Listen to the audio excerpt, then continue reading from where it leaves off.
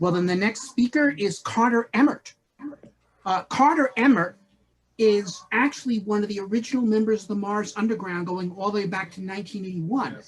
And he was a kid then, but he is an artist, was an artist, and he became the artist for the Mars Underground.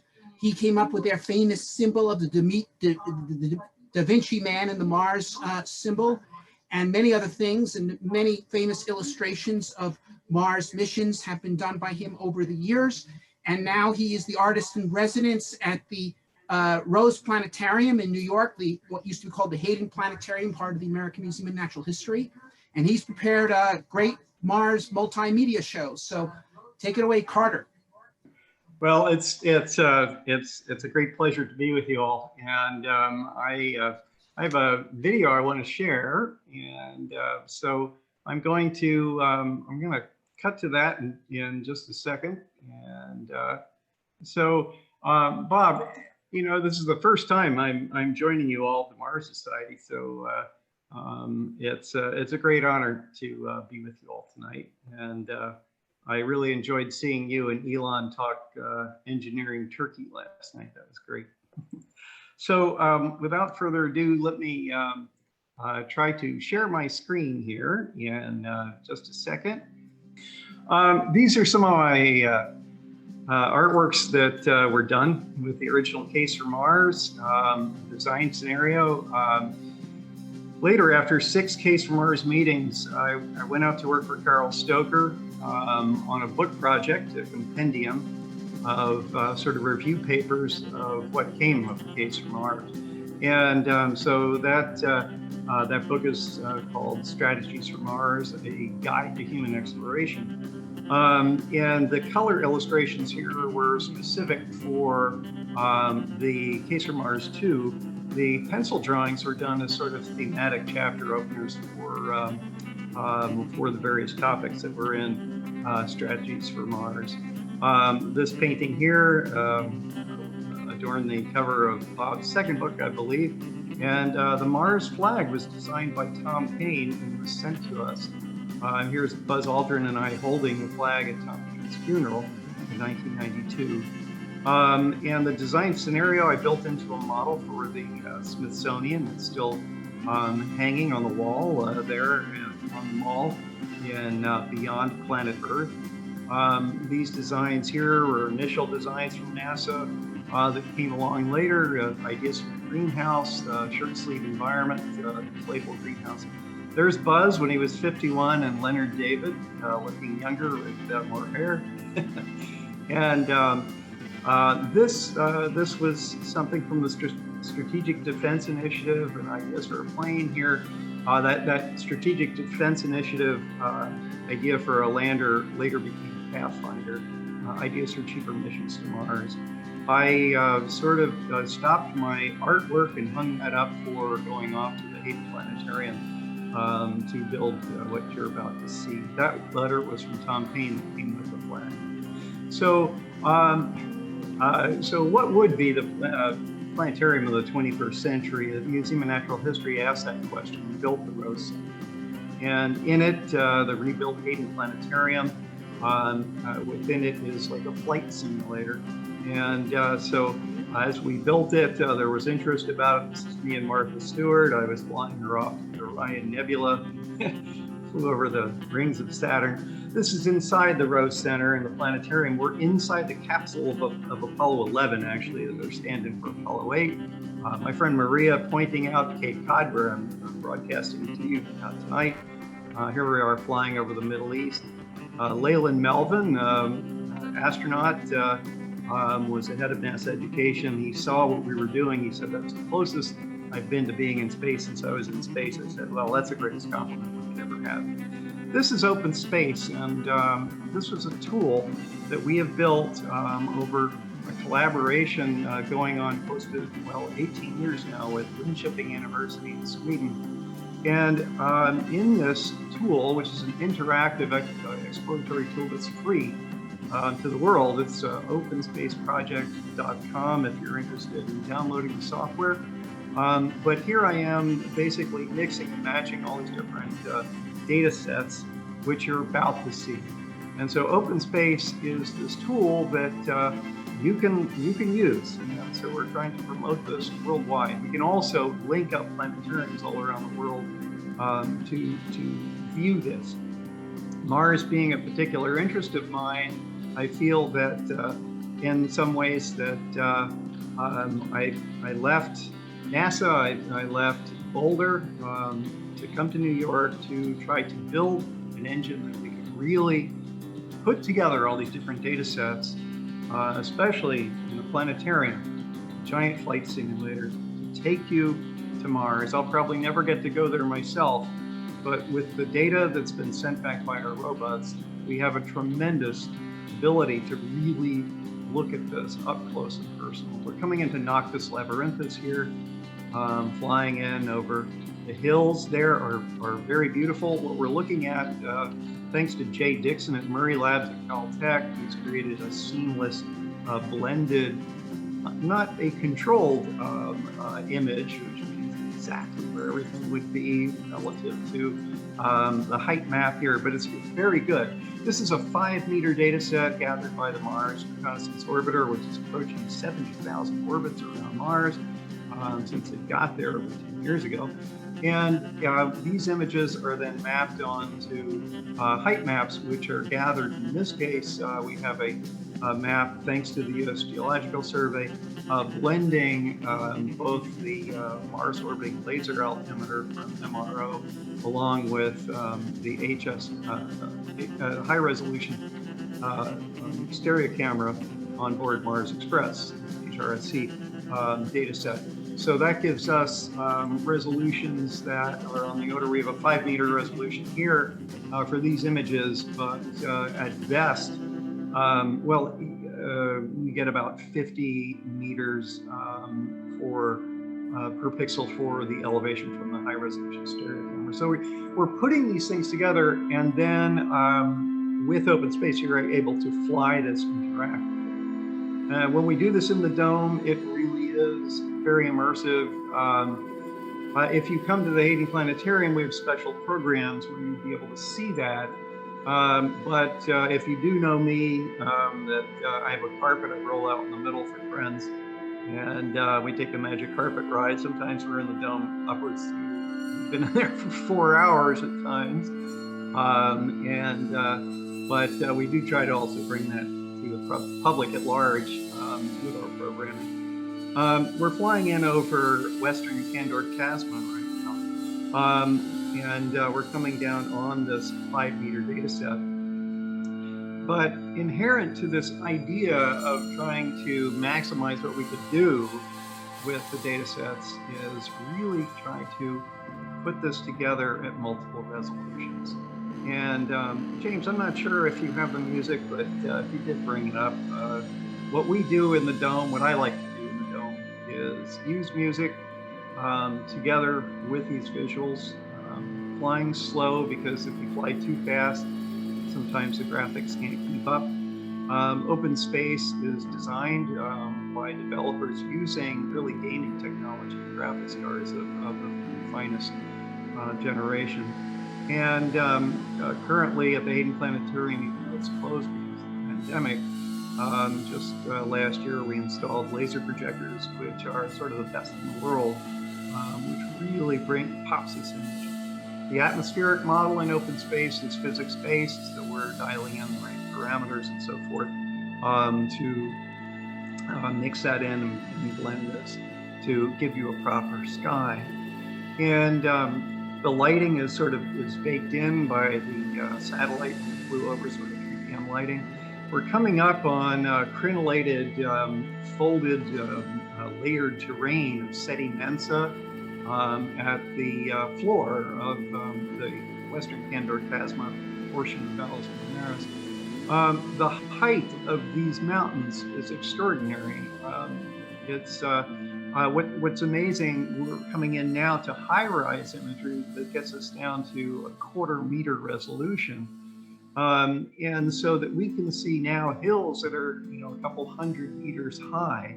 So think of sort of a tall building, in an average city. whereas the background mountains are running upwards to about 20,000 feet. At the deepest part of the Euphrates Canyon, it's deeper than the height of Mount Everest. And so we're seeing this extraordinary scale. There's no vertical exaggeration here. This is all one-to-one. And you don't need vertical exaggeration if you have this amount of detail. So high-rise lets us get down close, and also where you have stereo imaging, what that allows you to do is actually put together, extrapolate the height. This is extraordinary. This cliff wall in Euphrates Canyon, the central mountain section, and that was targeted by the high-rise team because they had seen it was fresh. This is northeast Melis Chasma, and these beautiful scree slopes that come down over these cliffs. And I'm flying along this and sort of pivoting around. Now, this stereo imaging of high-rise allows us to get down to about a meter resolution in elevation. We're flying over another high-rise terrain here in the southern portion of Euphrates, and so that we see the sand dunes, and they're absolutely gorgeous. Mars becomes landscape with this, and that's the grand tradition of the American Museum of Natural History, where we celebrate the flora and fauna of Earth, but also the geology of Earth, geography, these spectacular sites of Earth that Mars really becomes alive with these data sets. And so the goal here was to really take us to Mars and make that as palpable as possible. Coming up on Olympus Mons right now, it would be hard to go to Mars without visiting the volcano. So we're coming into the caldera.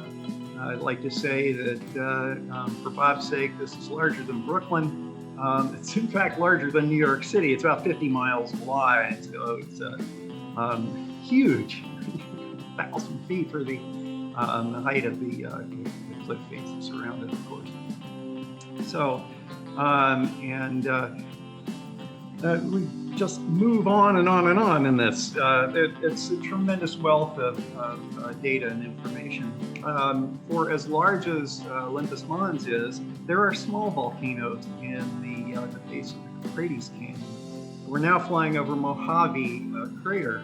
As NASA likes to say, if we're looking for water, if we're looking for life, follow the water. Well, what could have carved this? Either rain after this is probably the youngest crater, Mojave. It's about 30 miles wide.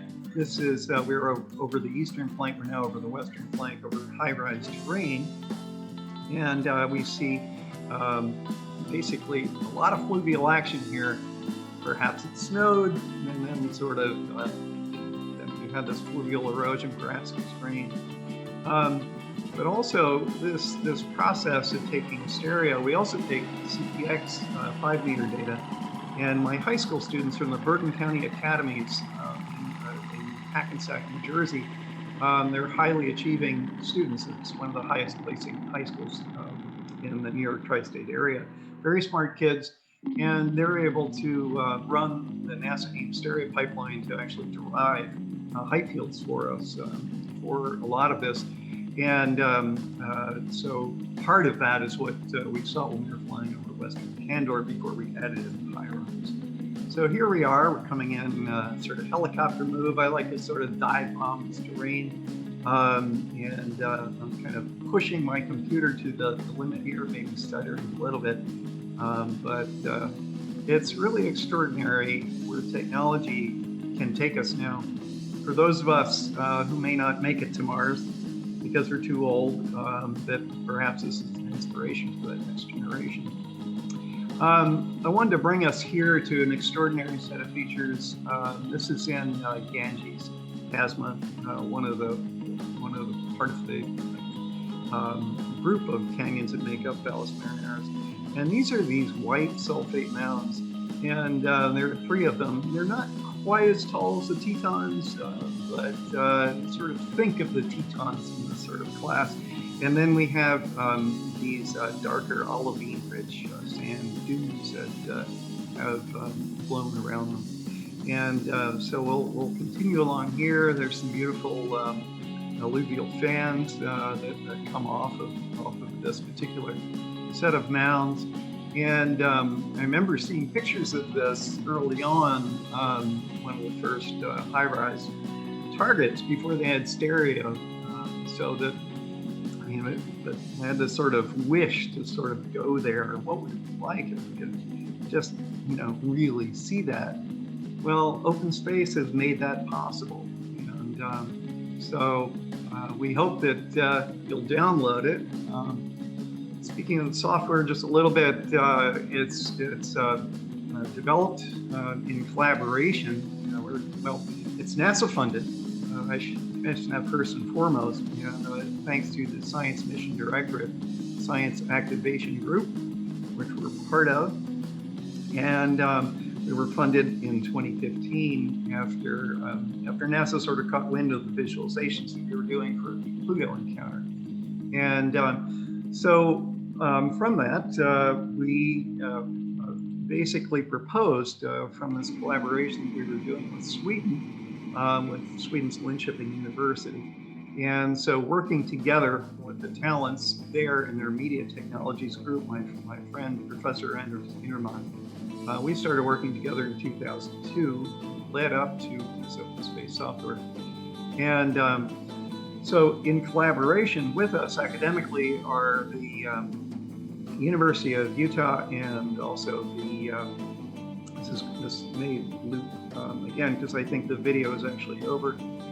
So maybe if I just share screen to one thing, I had difficulty tonight actually getting the video together. So I'm just going to come back into, if I could stop screen sharing here, I have that control, but I may just try to screen share my OBS so that I might be able to at least just give you some credits here, which are all important to put up.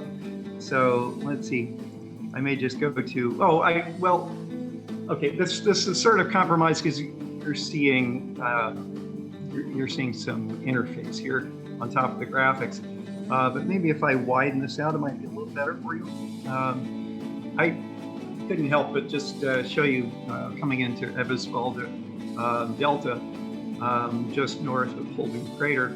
And again, this is another high-rise terrain and emphasizes the places that we want to go. I was going to put some of Jezero Crater in here, but I got sort of carried away with the various places that I wanted to include, and then I had some difficulty just getting it together at the last minute. I thought about flying live, but I thought it'd be easier to sort of spotlight in discussion these things as we go.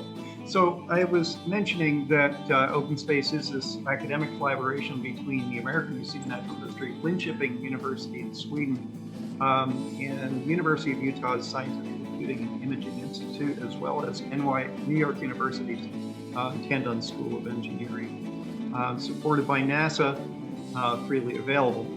And if you do go to openspace.com and download this and start to use it, we have tutorial videos.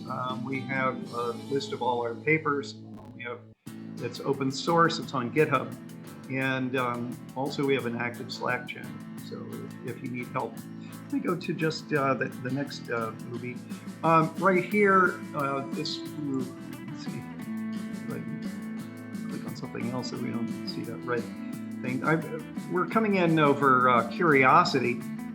This is another project of our thesis students from Linköping. They were master's students that have really built the code for open space.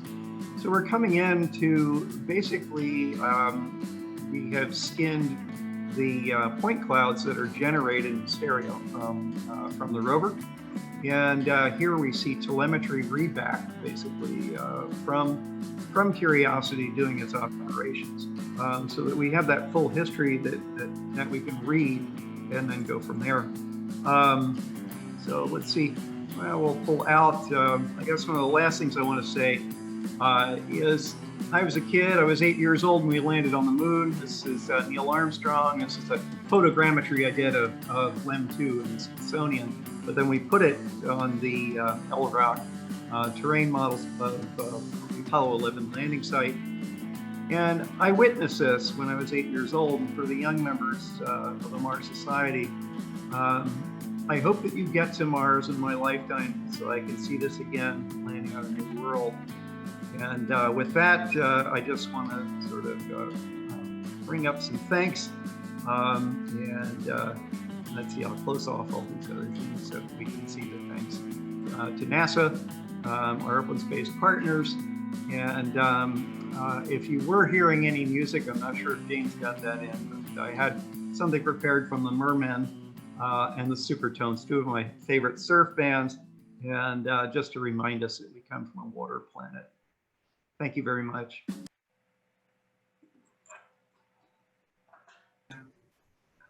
Hi, Carter, do you want to take a few questions?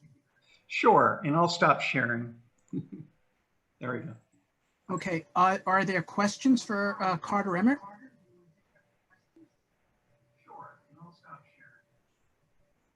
What's Atash Gallagher asks, what system is this simulation running on? I certainly hope you guys get the new cards and processors to let it run on its full potential. Yes, actually, and thanks for asking that. It's multiple operating systems. It's been developed in Windows, so it sort of perhaps runs best in that. But we're running on the latest NVIDIA cards, but it also we have a Mac version, and you can compile for yourself on a Linux version. Okay. Another Holger Eisenberg from Germany is asking, says, great work. How is the individual frame registration done that they join well together to a seamless surface? Do you plan to move to yes, we're using the Geospatial Data Abstraction language, or GDAL, and that's open. Since we're open source, that everything has to be open. And so the Open Geospatial Consortium has constructed GDAL that allows us, if we have, geospatial data from various sources. I mentioned in my thank you also to Lucian Plesa, originally from Romania, who spent 20 years at NASA JPL, and he's now at Esri. And he works a lot with Trent Hare at the USGS for planetary maps. And Lucian guided us in using GDAL. So that we built open space in particular to, for planets, for globe browsing. It could be Earth, could be the moon, as you saw at the end there. And you saw some of Earth just up there in the pictures of the dome. But it allows us to take various data sets and layer them in. And also, if we have regional areas of interest, like the high rise, that we can, we have formatting that we can do, so we can layer it in both elevation and imagery. Yes. Mm-hmm. David Zhao asks, how accurate is open space to the real thing? Well, we're not doing any height exaggeration. I would say it's extremely close. It's about as close as you can get. I mean, everything that we're doing is a data visualization system. I mentioned, I started to go down the rabbit hole to say that this global map of Mars that Jay Dixon has done at Murray Lab, it's not controlled. And control means that you have a very precise set of reference points, and that everything has to fit precisely together and to be on this sort of global network of exact points. They did that for Themis, and Themis has 100-meter resolution. CTX has 5-meter resolution, so it would be a monumental task to register all that exactly so, and register it to the height map and so forth. Sort of our best reference we have is the Mars Orbiting Laser Altimeter, because it had to be referenced not to the surface, which is the way mapping had to occur, a sort of a control net of points based on mosaicing pictures together. But with the laser altimeter, we had to basically be referenced to the barycenter of Mars. And so with that, MOLA provided this sort of basic reference grid for everything else. And so what I like to say is that when you fly over features in open space, sometimes you'll see that the height map and the image are just slightly off, but really just slightly off. Trent Hare from USGS likes to say, don't try to land a rover on these images. And I'm like, that's not my worry. I'm not engineering rovers and where they're landing. What we're doing is trying to bring the rest of the world in as accurate as we can make it as possible. And really, I love doing artwork, but I sort of hung up my pencil and my paintbrush to manage programmers and be sort of intermediary between the scientists and basically the engineers to allow us to then bring this to the world as a major institution of the United States. And but also we have tremendous collaborators all around the world. As I mentioned, Sweden enabled this. So that's a great honor to work with all these people. I've got a question for you, Carter. Yeah. One of the things that really impressed me most about your artwork, the drawings you did and so forth, was the humanistic aspect of them, of showing people in these situations and so forth. And you showed some of them earlier in your talk. Now you're working in a new genre. Do you see any potential for bringing humanism into this genre? Yes, because what we have is this sort of tabula rasa of Mars. So if you wanted to build a base, so here I'm talking to the Mars Society. I mean, it's like if you have models that you'd like to place, I mean, you can take open space and you can do that. But also, this is sort of the closest we can get without, just sort of going there yourself. I mean, soon we'll have people back on the moon, and hopefully that we might be able to combine this sense of virtual reality attempts essentially with the people who are really there. We have a model of the International Space Station and discussion with a group that did one of the European astronauts took pictures and did photogrammetry inside the ISS. And so you would have this image-based model that I'm very much looking forward to seeing, on the dome of the planetarium. People ask me what oh, can this do virtual reality? Yes, we can do stereo. There's stereo settings for it. But I like to say my headset has 400 seats in it, which is our theater at the Hayden Planetarium. But I think this notion of what I was, I talked a lot through this whole thing.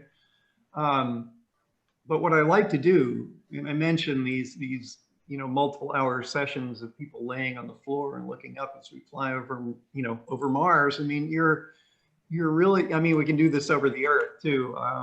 Some of you may know that if you're friends of mine on Facebook during the pandemic, early parts of the pandemic, I think I did 80 shows. We were doing this every night, flying over Earth and diving in, flying over mountain ranges and things like this. And people would get frustrated because we had music and I wasn't talking. And they'd say, where are we? And they want to know. And I kind of like that because when you back away, we are a planet. There are no borders. The borders are in our heads. Mars is a place without borders. And so, you know, I play with naming mountains. I was going to point out, especially with Alan coming up, a mountain which I like to call, it's in Nacus Labyrinthus, but I call it Mount Planet Pluto. And next to it, there's another mountain right next to it. So I call that Clyde's Peak. So, you know, and there's also Mount Charon, which is smaller over to the side. You know, you can't help but sort of look at all this and realize that this is built on a mountain of people. My first science conference, I flew out to Caltech in high school. I turned 18 at the second Mars colloquium. And that's where I met Chris McKay and Penny Boston and Carol Stoker. And Tom Meyer has passed on, and Steve Welch, and together we formed the Case for Mars. Chris McKay called me in the summer of 1981 and said, get off your butt and form a student group out here so that we can hold the conference, because they needed sort of a token undergraduate to basically host the meeting or pull that Carter, together. we have about But 3 really, minutes. the grad students pulled that together. But this human aspect of this, at that science meeting, I met Clyde Tombaugh. I actually dined with him on my 18th birthday. I didn't know who he was. And when he told me, I just about fell off the chair. And I also met another fellow who, on another night of that meeting, where he and I sat across the table from one another, and that was Tim Mudge, 6 months before he died. And he was the head of the Viking mission. And these things are personal. None of us live forever, but this is an intergenerational thing. And Mars is that spear into the future where humans can go. And it'll test our ingenuity. And you all in the Mars Society, this is personal. This is about us. It's about humanity and taking life off the planet. That's huge. All right. Just one quick question. Michelle from Montreal asks, can this come to other planetariums like ours in Montreal? Absolutely. In fact, I'm good friends with some of the people there in Montreal. Yes, in fact, this digital technology is getting cheaper, easier to use, and so on. So we've done this. This also, Mars is just part of the whole universe. This was really built to visualize what we call our digital universe atlas. And that goes all the way out to the cosmic microwave background. And so all the galaxy catalogs, all of that, look us up. Mars is of particular interest. And so especially to you all, I just wanted to share with you that Mars is closer than you think, because you know this stuff has come back to us from space, and that the more that we take that and put that together is pretty extraordinary. I think, you know, being on Mars would be a tough thing to do. Some of you are tough enough, you're going to do it, and we'll figure things out and how to live there. But for now, maybe the closest we can get is to appreciate what that looks like. But it also is kind of a mirror back to us from the water planet, that this water planet is very special. It will always be home. And a lot of people, when I take them to Mars, after a while, they say, can we go back to Earth? They want to come back to the cool green hills of Earth. Okay, well, we're going to bring some green hills to Mars. Good. All right. Well, thank you, Carter. Well, thank you, Bob. Thanks for inviting me. Okay, this is great. I want to thank James Burke too, because he really helped me out.